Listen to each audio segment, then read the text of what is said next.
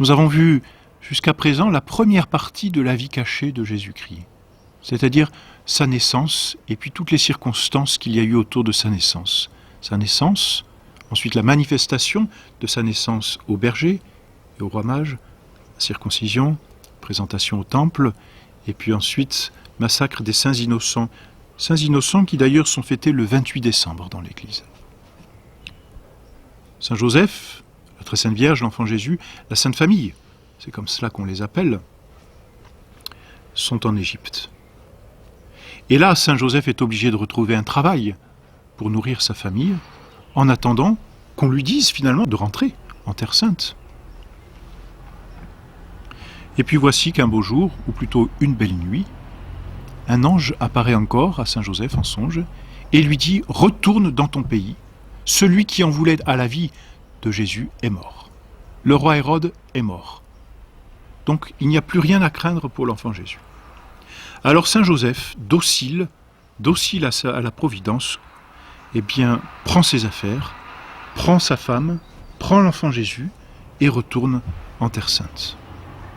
Voyez-vous, dans l'Évangile, on n'a absolument aucune parole de Saint Joseph, on n'a que ses faits. Saint Joseph, nous l'avons vu il y a quelques leçons, troublé par la très sainte Vierge parce qu'elle est enceinte. Saint Joseph, troublé dans son sommeil parce qu'il doit fuir, retrouver une situation. Saint Joseph, à nouveau troublé dans son sommeil parce qu'il doit repartir en Terre Sainte. C'est tout ce que nous savons. Et nous voyons comment Saint Joseph participe déjà, on peut dire, de la croix de notre Seigneur Jésus-Christ, mais s'y soumet avec beaucoup de docilité. Alors on revient en Terre Sainte, et la deuxième partie, si l'on peut dire, de la vie cachée de Jésus-Christ va se passer à Nazareth, dans la petite ville de Nazareth, en Galilée. L'Évangile, là, nous apprend très peu de choses. On ne sait même rien. Il n'y a qu'un seul événement qui vient un peu rompre, si l'on peut dire, la monotonie de cette vie cachée. C'est ce qui s'est passé à l'âge de 12 ans pour l'enfant Jésus.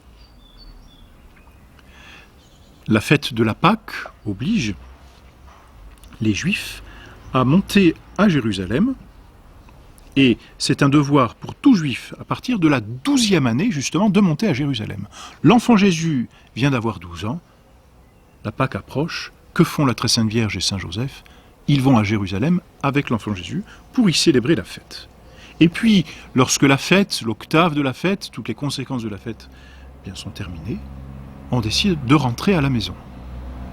Alors les caravanes quittent Jérusalem, Saint Joseph d'un côté, probablement avec la caravane des hommes, la très sainte Vierge d'un autre côté, probablement avec la caravane des femmes, quitte Jérusalem. Et l'enfant Jésus reste à Jérusalem. Et voilà que le premier soir, la très sainte Vierge, Saint Joseph, se retrouvent au bivouac et se retrouvent l'un et l'autre sans l'enfant Jésus. Ils s'étonnent mutuellement et se disent « on a perdu l'enfant Jésus ». C'est ce mystère que nous annonçons dans notre chapelet, la perte de Jésus. Alors la très sainte Vierge, Saint Joseph sont tout angoissés, c'est le terme qu'emploie l'Évangile, et repartent donc à Jérusalem pour chercher l'enfant Jésus. 3 jours durant, ils vont arpenter les rues de la grande ville sans trouver leur enfant.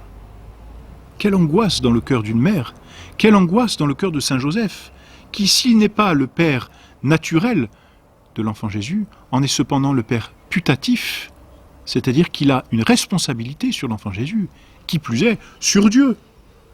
Quelle angoisse dans leur cœur, on imagine. Et voilà, ils finissent par trouver l'enfant Jésus au temple. N'est-ce pas merveilleux, puisque le temple est la maison de Dieu? C'était bien la place de l'enfant Jésus. Et là, que fait-il au temple? Il est assis au milieu des docteurs. Or, cette position assise, c'est la position du maître, c'est la position de celui qui enseigne. Belle façon, voyez, pour notre Seigneur Jésus-Christ, de manifester sa divinité. Vous n'avez qu'un seul Seigneur, et c'est moi. Et là, notre Seigneur, on peut dire, enseigne au docteur. Il répond au docteur. Les gens savants du peuple juif peuvent lui poser toutes les questions, il a les réponses.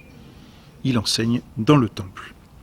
Et voilà que la très sainte Vierge et Saint Joseph s'approchent de ce groupe et voient l'enfant Jésus au milieu de toute cette foule de scribes et de docteurs écoutant l'enfant Jésus et ravi, comme dit saint Luc dans l'Évangile, ravi de son intelligence et de ses réponses.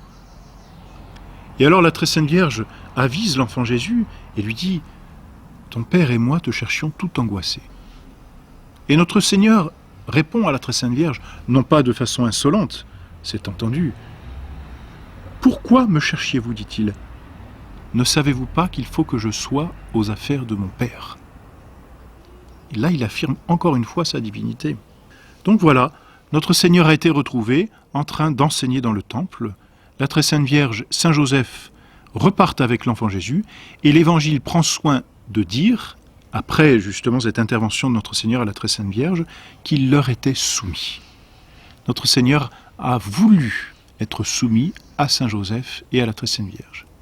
Lui qui était Dieu, lui qui est Dieu, lui qui est maître de toutes choses, parce qu'il en est le créateur, il a voulu se soumettre à ses créatures.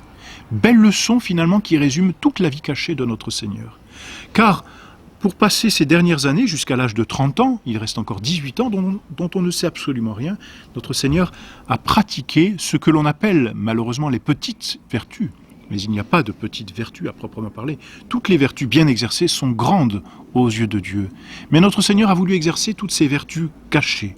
Vertus d'humilité, vertus d'obéissance, vertus de patience, vertus de travailleur, d'attention à faire la volonté de ses parents.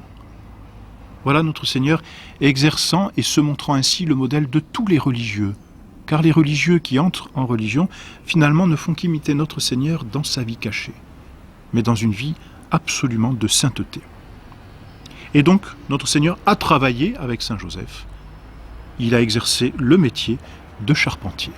Voilà pour la vie cachée de notre Seigneur.